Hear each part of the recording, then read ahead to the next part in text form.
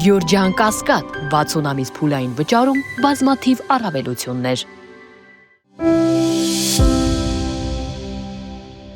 10,000 կիլոմետր անցած օվկիանոս կտրած ու Հայաստան հասած Ամերիկայի Միացյալ Նահանգների բարձրաստիճան պաշտոնյայից J.D. Vance-ից առաջին ձեռքից էին լրագրողները ցանկանում տեղեկանալ։ Ի վերջո Միացյալ Նահանգները որքան ներդրում է ակնկալում կամ նախատեսում կատարել TRIP նախագծում եւ տնտեսական ինչ օգուտներ է սպասում նախագծից։ Vance հարցին հստակ պատասխան տալու փոխարեն ուղղակի տեղեկացրեց, թե խոսել են տարածաշրջանի նաև ամբողջ աշխարհի մի շարք գործընկերների հետ եւ ըստ նրա նրանք շատ հետաքրքրված են դրանով։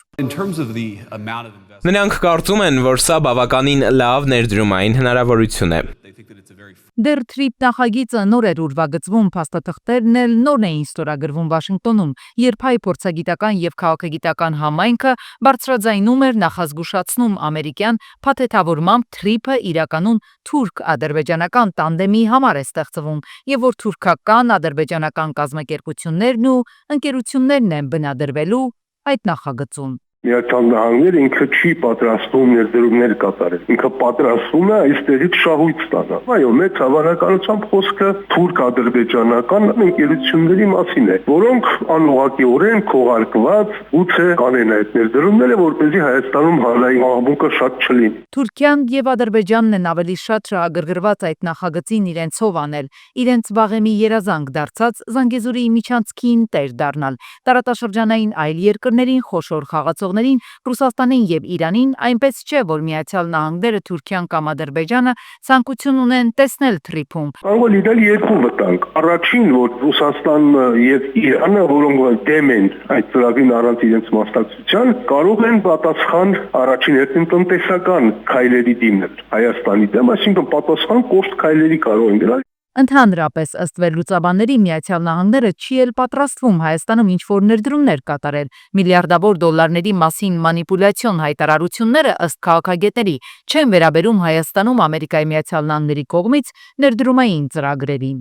Նույն այդ 9 միլիարդ դոլարի ներդրումը, չէ, իհարկե ներդրում է։ Պարզապես ոչ թե Ամերիկայի Միացյալ Նահանգներն են ներդրում անում Հայաստանում, այլ Հայաստանն է ներդրում անում Ամերիկայում։ Որովհետև դրա էությունը ինչ է, մեզ ասում են այդ գումարը գտեք, որտեղից ուզում եք, եւ մեզանից ձեռք բերեք սարքավորումներ եւ տեխնոլոգիաներ։ Հապկից են արձագանքել տարածաշրջանում արևմտյան կողմի ակտիվ գործընթացներին, հայտնելով, թե արևմտյան երկրները փորձում են ամրապնդել իրենց ազդեցությունը հարավային Կովկասում։ Արագացված տեմպերով շարունակվում է Եվրոպայի ռազմականացումը, որը ակնհայտորեն ուղղված է Ռուսաստանի հետ ռազմական բախման նախապատրաստմանը։ Ռուսաստանը դեմ չէ Հայաստանի համագործակցությանը գործընկերների հետ, սակայն ամերիկյան տեխնոլոգիաների օգտին ընտրությունը ռուսական կողմի համար էլ հարցեր է առաջացնում։ Предлагаемых Washington-ում AES Վաշինգտոնի առաջարկած փոքր հզորության ԱԵԿ-ները չկան ոչ միայն ԱՄՆ տարածքում, դրանք ըստ էության ընդհանրապես չկան, դրանք գոյություն ունեն միայն թղթի վրա։ Երևանում հայտարարված 9 միլիարդ դոլար արժողությամբ փոքր մոդուլային ռեակտորի կառուցման նախագծի վերաբերյալ կոնկրետ մանրամասներ չեն տրամադրվել։ Ռուսական կողմին հասանելի տեղեկության համաձայն խոսքը ոչ թե Ամերիկայի Միացյալ Նահանգների ուղակի ներդրումների մասին է, այլ մի սխեմա, որի դեպքում պետք է վճարի հայկական կողմը։ Նախատեսվում էր, որ ֆինանսավորումը պետք է իրականացվի TRIP հիմնադրամի միջոցով, որը ինչպես հայտարարվել էր ավելի վաղ, ստեղծվում է ենթակառուցվածքային նախագծերի իրականացման համար, սակայն բուն հիմնադրամն առայժմ հիմնադրված չէ։ Միացյալ Նահանգներին վերջին մի քանի տասնամյակների ընթացքում չի հաջողվել այնքան սրընթաց մոտենալ հարավային Կովկասին, որքան վերջին 1-2 տարիների ընթացքում։ Թրամփի վարչակազմին դա հաջողվեց ավելի շատ Ռուսաստանի Ուկրաինայում պատերազմի մեջ մինչև ծնկները խրվելու, Ռուսաստանի հարավային Կովկասում դիրքերը թուլացնելու, ինչու՞ չէ նաև Հայաստանի եւ Ադրբեջանի իշխանությունների կողմից արևմուտքի առջև տարածաշրջանի դուռը բացելու պատճառով։ Ռուսաստանն ուշի ուշով խոշորացույցով հետևում է հարավային Կովկասի իր դաշնակից երկրների Հայաստանի եւ Ադրբեջանի յուրաքանչյուր քայլի բացվածքին, այս երկու երկրների ավելի մերձեցմանն արևմուտքին։ Հայաստանի դեպքում Ռուսաստանից եկող մեսիջներն այնպիսին են, չեն ցանկանում վատթարացնել հարաբերությունները Հայաստանի հետ, փորձում են ավելի ընդլայնել տնտեսական քաղաքական հարաբերությունները։ Հայաստանից գրեթե նույն կերպ են արձագանքում Ռուսաստանին։ Ռուսաստանին, Ռուսաստանի շահերին վնասելը չի եղել, չկա եւ չի լինելու մեր օրակարգում։ Արդարացումներով, փաղաքշական խոսքերով, սակայն չես համոզի ու հանգստացնի Ռուսաստանին։ Այդ երկիրը տեսնում է, որ արևմուտքի նպատակը մեկն է՝ մեկուսացնել Ռուսաստանին հարավային Կովկասից։ Օրինակներից մեկն են բերում փորձագետները արևմուտքի առաջարկը միջուկային ոլորտում Հայաստանի հետ գործակցությունը, այստեղ նոր մոդուլային տիպի ատոմակայանի կառուցումը, ևս էներգետիկ առումով Ռուսաստանից հեռացնելն է։ ԱՄՆ-ն, Թուրքիան եւ Ադրբեջանը լուծում են ուրիշ խնդիր, փակում են մեծամորում գործող ատոմակայանը։ Թրիպ ուղու դեպքում էլ ըստ վերլուծաբանների այնպես չէ, որ Միացյալ Նահանգներն աջակցում է Հայաստանին կամ Ադրբեջանին։ Ամերիկայի Միացյալ Նահանգների նախագահի վարչակազմը առաջ է մղում իր պետության աշխարհաքաղաքական շահերը կենտրոնական Ասիայից մինչև Եվրոպա, որի մի հատվածը Թրիպն է։ Շատ կարևոր բան հենց ասած, որ ԱՄՆ-ն ներդրող է փնտրում Թրիպի համար եւ փնտրում է տարածաշրջանում։ Տարածաշրջանում ով ունի ռեսուրսներ եւ նպատակ։ Ադրբեջան։ Իդեպ Հայաստանի իշխանությունները մերժում են նաև Թրիպ նախագծում ընդգրկվելու ռուսների յուրաքանչյուր առաջարկը։ Հիմնավորումն այսպիսին է, որ նախագիծ, որտեղ Ամերիկայի Միացյալ Նահանգներն է, Ռուսաստանը չի կարող տեղ ունենալ։ Հայաստանի կառավարությունը Ռուսաստանին առաջարկել է նորոգել ռուսական ընկերության կառավարման ներքո գտնվող երկաթուղու հատվածները։ Ռուսաստանից արձագանքել են, որ քննարկում են քաղաքական առումով ըստ Փաշինյանի արձագանքը դրական է։ Բացակայող հատվածները վերականգնելը առանձնապես մեծ խնդիր չի, ոչ ֆինանսական, ոչ տեխնիկական առումով, բայց պետք է այդ երկաթուղու արագությունը մենք անպայման ապահովենք։ Հայաստանում Ռուսաստանի դեսպանն անդրադառնալով հարավային Կովկասում ստեղծված վիճակին հայտնել է, թե տարածաշրջանը կրում է աշխարհաքաղաքական տուրբուլենտության ազդեցությունը։ Այդ բարդ պայմաններում ըստ Կոպիրկինի Ռուսաստանի եւ Հայաստանի հարաբերությունները թեւակոխել են փոփոխվող իրողություններին հարմարվելու նոր փուլ։ Նկատվող մարտահրավերների հաղթահարումը երկու կողմերից պահանջում է երկարաժամկետ քաղաքական կամք եւ ռազմավարական իմաստություն, երկկողմ փոխգործակցության կուտակված պաշարը պահպանելու եւ բազմապատկելու համար։ Ռուսաստանը շահագրգռված է, որ Հայաստանը ինքնիշխան, ուժեղ եւ ինքնաբավ լինի։ Չնայած արտաքին ցնցումներին ռուս դիվանագետը համարում է, որ Ռուսաստանը մնում է Հայաստանի առաջատար առևտրատնտեսական եւ ներդրումային գործընկերը, երկրի էներգետիկ ու պարենային անվտանգության ժամանակով փորձված երաշխավորը։ Կրեմլի խոսնակ Պեսկովը եւս մեկնաբանելով Վենսի այցի ընթացքում Հայաստանի եւ Ադրբեջանի հետ Միացյալ Նահանգների համատեղ լայնամասշտաբ ծրագրերի մասին հայտարարությունները, ասել է, թե Հայաստանն ու Ադրբեջանը ինքնիշխան պետություններ են եւ ունեն ինքնիշխան իրավունք կառուցելու իրենց հարաբերությունները այլ երկրների հետ։ Երբ, ինչ պայմաններով եւ ամենակարևորը, ով է կառուցելու Հայաստանի նոր ատոմային կայանը։ Կառավարության ներկայացուցիչները հավաստում են, որ ներկայում բանակցություններ են վարում ռուսական, ամերիկյան, ֆրանսիական եւ չինական կողմերի հետ։ Բայց վերջին շրջանում առավել հաճախ է քննարկվում ամերիկյան տեխնոլոգիայի ընտրության հավանականությունը։ Խոսքը մոդուլային ատոմակայանների մասին է։ Մոդուլային են համարվում 10-ից 300 մեգավատ հզորությամբ ատոմակայանները, իսկ գլոբալ առումով ո՞րն է ամերիկյան մոդուլայինների եւ ռուսականի տարբերությունը։ Մենք օգտագործում ենք 3.8 մոտավորապես տոկոս հաստատությամբ ուրան 235 իզոտոպով վառելիքներ կրնենք Ռուսաստան, որը հատուկ հայկական ատոմային էլեկտրակայանի համար է նախագծվում։ Այսինքն Հայաստանում կիրառվող վառելիքը պատրաստվում է տեխնիկական սպասարկում իրականացնող ընկերության պատվերով հենց Ռուսաստանում եւ հենց կոնկրետ մեզ համար։ Մոդուլային ատոմակայանների առանձնահատկությունն այն է, որ դրանք էներգետիկ համակարգ են բերվել ատոմային սուզանավերի ոլորտից, քանի որ սուզանավերը կարող են 2-ից 3 տարի չվերադառնալ հիմնական տեղակայման վայր ցամաք, դրանք լիցքավորվում են ավելի բարձր հարստացվածության ուրանով եւ ավելի հազվադեպ են կանգնեցվում տեխնիկական սպասարկման։ Նոր բլոկի համար նախագծը դիտարկում ենք այն նույն տեխնոլոգիայի շրջանակում, որը Հայաստանում տեղադրված է, այսինքն թեթև ջրով աշխատող էներգետիկ էմրակտը, գազով կամ հալված մետաղով կամ արագնետուներով աշխատող նախագծեր չեն դիտարկում։ Ինչու է սա կարևոր, քանի որ հավանական է, որ ամերիկյան մոդուլային ատոմակայանի ընտրության պարագայում մենք ստիպված կլինենք ընտրել նաև ուրանի ամերիկյան արտադրողին։ Կա ենթադրություն, որ ռուսական արտադրողներից նման վառելիքի գնումը կարող է անհնար լինել, բայց սա միակ հարցը չէ, որն այսօր անհանգստացնում է էներգետիկայի ոլորտի մասնագետներին։ Խնդիրն այն է, որ ամերիկյան մոդուլային ատոմակայանները գործնականում փորձարկված չեն։ Փաստաթղթերով գուցե ամեն ինչ նորմալ է, բայց գետնի վրա դրանց արդյունավետությունը փորձված չէ։ Հասարակ համեմատական եկեք տանենք, տրանսպորտային միջոցները երբ որ արտադրում են, տեսականորեն գիտեն, որ ամեն ինչ լավն է լինում, մեկ էլ տեսնում ես կամ հեռախոսների տեկոս, մեկ էլ տեսնում ես 6 ամիս հետո ամբողջ արտադրանքը հետ կանչեցի։ Հիմա եթե ատոմակայանի հետ համեմատած բավականին բարձ արտադրանքներում լինում են այդպիսի խնդիրներ, ապա որևէ մեկի երբևէ ապահովագրված չի, որ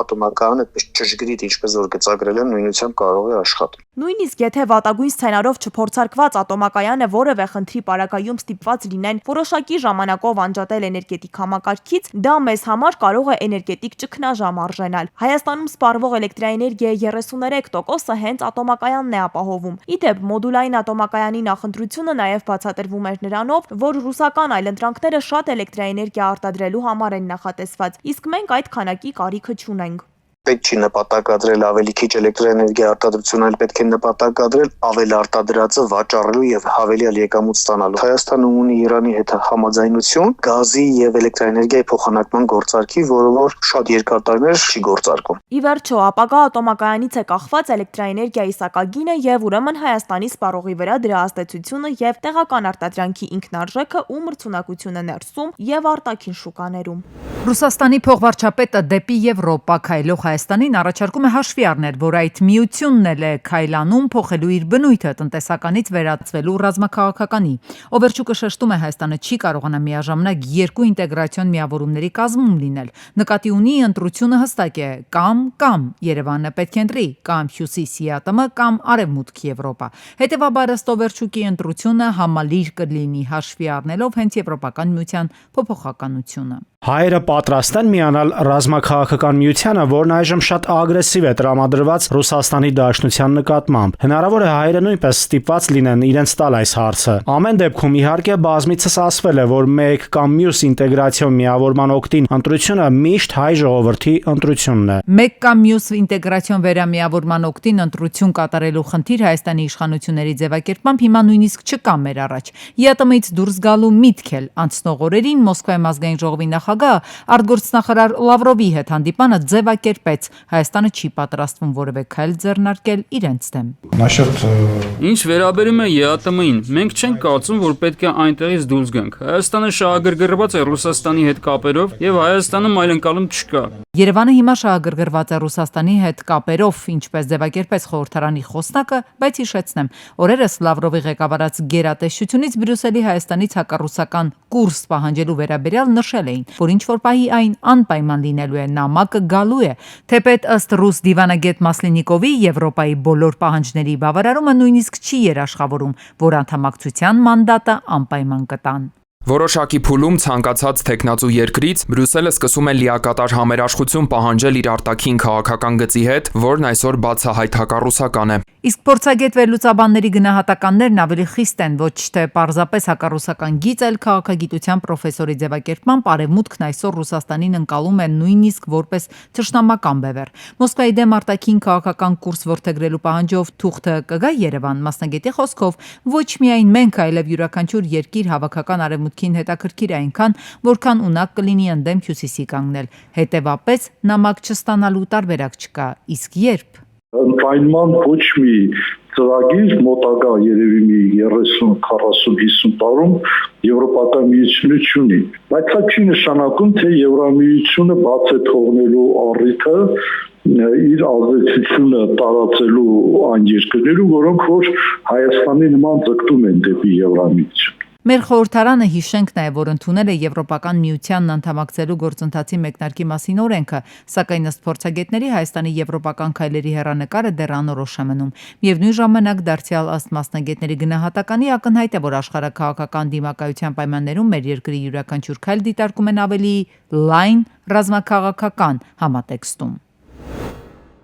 Գորիսը, Գյումրին, Ջերմուկը, Դիլիջանն ու Գառնին վերջին մի քանի տարիների ընթացքում նկատելի փոփոխություններ են կրել, դառնալով զբոսաշրջային հագեցած գրավիչ ու հետաքրքիր ուղղություն։ Շուրջ 48.5 միլիոն դոլար ներդրումը կարելի է ասել արդարացրել է սպասելիքները, եւ հիմա կառավարությունը կրկին վարկային համաձայնագիր է կնքել վերակառուցման եւ զարգացման միջազգային բանկի հետ։ Համաձայնագրի ընդհանուր արժեքը կազմում է 120.5 միլիոն եվրո, որից 96.4 միլիոն եվրոն է վարկային միջոցներ, 24.1 միլիոնը համաֆինանսավորելու է Հայաստանի Հանրապետության կառավարությունը։ Գորիս զբոսաշրջային կլաստերը կամբողջականանա, այսինքն այնտեղ ինչ որ բաներ մնացել են դեռ չկատարված կամ բաց կամ ընթացքում հասկացել ենք, որ պետք է նոր բաներ ավելացնենք, եւ ըստ էության Գորիսը ամբողջովին զբոսաշրջային միջավայր ենք դարձնելու եւ Գորիսի զարգացման հետագա ուրեմն հետագա նպատակով կառավարությունը լիացուցիչ տասնյակ միլիոնավոր դոլարներ դնելու նաև այս ծրագրի միջոցով։ Նպատակ կա Արենին դարձնել գինու կլաստեր։ Արենիի զարգացման պլանը մշակված եւ հաստատված է։ Եղեգիս համայնքում էլ կզարգանա ագրոտուրիզմը, կամբողջացվի նաեւ ջերմուկի կլաստերը։ Ջերմուկում այգին կառուցել ենք, ճանապարհը կառուցելու ենք ըմպելասրահը, վերակառուցելու ենք ըմպելասրահը, դեպի ջրվեժ մոտեցող ճանապարհն ենք կառուցելու։ Գյումրիում եւ Դիլիջանում եւս կան կիսակառույց ճանապարհներ, որոնք կվերանորոգվեն վարկային համաձայնագրի շրջանակներում։ Նոր ծրագրեր այստեղ էլ կիրականացվեն։ Թեև ծրագիրը ինքնին կնպաստի համայնքների զարգացմանն ու բարելավմանը, այնուամենայնիվ ռիսկեր եւս պարունակում է։ Հայաստանում կա այդքան աշխատուժ, որը կկարողանա պատշաճ կերպով կատարել նման ծավալի աշխատանքներ։ LIDP-ով մենք պիտի մի քիչ ավելի շատ ծախսեինք նախորդ ծրագրով, բայց չենք կարողացել ծախսել, որովհետև օրինակ շինարարը ինչ որ պրոյեկտ չի կարողացել հասցնի անի, այսինքն վերցրել է 7 հատ սուբվենցիա, 3 հատ խոշոր դպրոցի շենք, 2 հատ մանկապարտեզ, մի հատ հիվանդանոց, մի հատ էլ չգիտեմ մեծ ճանապարհի կտոր պետական, հետն էլ վերցրել է, ասենք, մեր երկու բանը, մի հատ սալիկապատում ու այգի, ենթադրենք ու ըմպելասրահը, ու ենթադրենք դրանցից մեկը չի կարողացել անել, որովհետև ուղղակի այդքան աշխատող չի ունեցել։ Նման դեպքերը հնարավորինս նվազեցնելու համար կառավարությունը գործի է դրել արտադրողականության խթանման ծրագիրը։ Մի շարք ոլորտներում տեխնիկա գնելու դեպքում վարկերի տոկոսադրույքների սուբսիդավորում է իրականացվում։ Այս ծրագրով հարյուրավոր, հազարավոր նույնիսկ ուրեմն մեքենա սարքավորումներ են գնել տարբեր բիզնեսներ եւ իրենք դրանցով կարողացել են իրենց արտադրողականությունը ավելացնել։ Հայաստանի զբոսաշրջության եւ մարզային ենթակառուցվածքների ծրագիր վարկային համաձայնագրի վարկի մարման ժամկետը 21 տարի է, որից արտոնյալը 9 տարի։ Վարկի մարումները կատարվելու են հավասարաչափ կիսամյակային վճարումներով։ Առաջին մարումը կատարվելու է 2034 թվականի հունիսի 1-ին, իսկ վերջինը 2045 թվականի դեկտեմբերի 1-ին։ Վարկի սպասարկման եւ մարման արժույթը եվրո է, իսկ վարկի տոկոսադրույքի տեսակը լողացող։ Օրներքի կենթանի կատարումը պարտադիր է լինելու բոլոր պետական միջոցառումների ժամանակ։ Ուսումնական հաստատություններում այն կիրականացվի շաբաթվա սկզբին ուսանողների կենթանի ձայնակցությամբ, իսկ ոչ պետական միջոցառումների դեպքում կիրառելի են միայն պաշտոնական ձայնագրությունները։ Այս մասին հայտարարել է Հայաստանի վարչապետ Նիկոլ Փաշինյանը։ Բոլոր միջոցառումներում, որտեղ պետքա հնչի օրներքը պետքա հնչի կենթանի կատարմամբ։ Սա նշանակում է մեր մի շարք գերատեսչություններ ունեն նվագախմբեր, երգչախմբեր, նրանք ովքեր չունեն նվագախմբեր եւ երգչախմբեր, թող հրավիրեն նվագախմբեր եւ երգչախմբեր, որպեսզի նրանք այդ կատարեն, որովհետեւ հիմա կներեք այդ մանրամասների մեջ մտնելուց, եթե տենց միջոցառումը, որ օրներքը պետքա հնչի, նշանակում է այդ միջոցառումը որոշակի բյուջե նաեւ ունի, կարելի է այդ բյուջեից ուրիշ ատրիբուտների ավելի քիչ տրամադրել եւ հրավիրել երգչախմբերի, նվագախմբերի։ Սամվել Կարապետյանը ուժեղ Հայաստան կուսակցության վարչապետի թեկնածուն, մեր ձևով ժողովրդական շարժման հիմքի վրա ձևավորված նորաստեղծ քաղաքական ուժի հիմնադիր համագումարում Սամվել Կարապետյանը նախ ընտրվել է կուսակցության նախագահ, իսկ հրավիրված համագումարում Նարեկ Կարապետյանը հայտարարել է, որ Սամվել Կարապետյանը կլինի իրենց թիմի վարչապետի թեկնածուն, իսկ իրավական խոչընդոտներ չկան, այս հարցին տեսաուղերձներով պատասխանել են Հայաստանի հայտնի սահմանադրագետները, կձևավորվի խորհրդարանական մեծամասնություն, սահմանադրության 148-րդ հոդվածը ազգային ժողովը կփոփոխի։ Սահմանադրության 148-րդ հոդվածը կարգավորում է կառավարության անդամի ներկայացվող պահանջները։ Սահմանադրության 148-րդ հոդվածը անփոփոխելի հոդված չէ, ավելին չի պահանջվում դրա փոփոխության համար հանրաքվե, ուստի այս հոդվածի փոփոխությունները բավականին ճկուն են, անհրաժեշտ է ազգային ժողովի կողմից փոփոխությունների տեքստի ընդունում։ Չինաստանը 2025 թվականին պահպանել է ռուսաստանյան բիզնեսի ներկայացուցիչների համար ամենապահանջված արտասահմանյան ուղղության կարգավիճակը։ Չինաստանին բաժին է ընկել գործնական ուղղությունների 18%-ը։ Հայաստանը եւս ռուսաստանցիների միջազգային գործուղումների ամենապահանջված ուղղությունների թվում է 2% ցուցանիշով։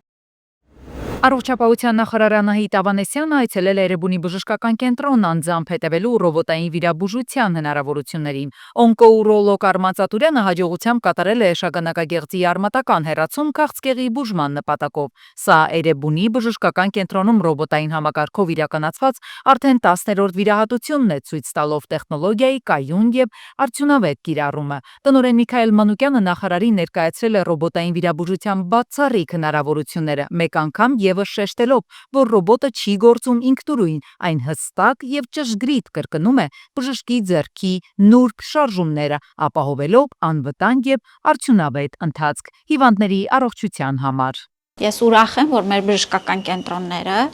ըստ էության հագեցվում են նորագույն սարքավորումներով եւ բոլոր այն ներամուծությունները, որ աշխարհում բժշկագիտության մեջ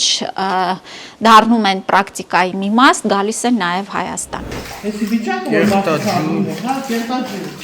Սա մայրաքաղաքում են նորարեշում գոյաջրերը սեփական տների ոչ միայն նկուղներ, այլև ննջասենյակներ ու հյուրասենյակներ են լցվում։ 3 ամիս է, որ բնակիչներն ապրում են հակասանիտարական պայմաններում։ Ընդհանուր առմամբ նորարեշ թաղամասի 30-ից ավելի սեփական տներ են հայտնվել այս վիճակում, նաև հարակից Էրեբունի փողոցի 27 եւ 29 շենքերը։ Հիմա եղել էլի նույն վիճակն է, էլի։ Կեղտաջուրը։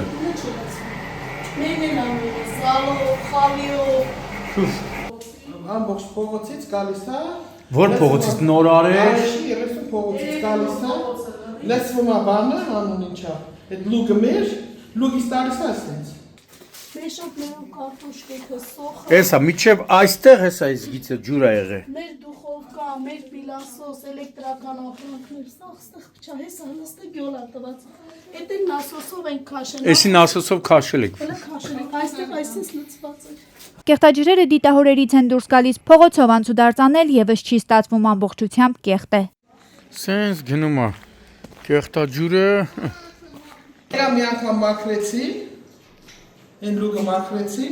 այս մեր լուգը դատարկվեց։ Հիմա գնացել են ոչ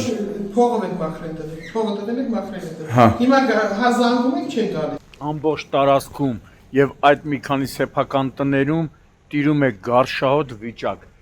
Վերջին անգամ երբ եք դիմել վիոլաջուր։ Այսօր նորից դիմել եք փետրվարի 6-ին եւ ինչ են պատասխանել։ Ասել են դիմումը 10 օրվա ընթացքում։ Էրեբունու թաղապետարան ու համատիրություն են դիմել նաև Վեոլիաջուր։ Ընկերությունից հայտնել են, որ 10 աշխատանքային օրվա ընթացքում կմոտենան։ Մի քանի անգամ իրենք են վճարել, մեքենան եկել է մաքրել, մի օր չանցած նորից նույն վիճակն է։ Վերջնական լուծում է պետք ու դրա համար հուսահատ բնակիչները քաղաքապետին են դիմում, ասում են նման պայմաններում ապրել չեն կարող։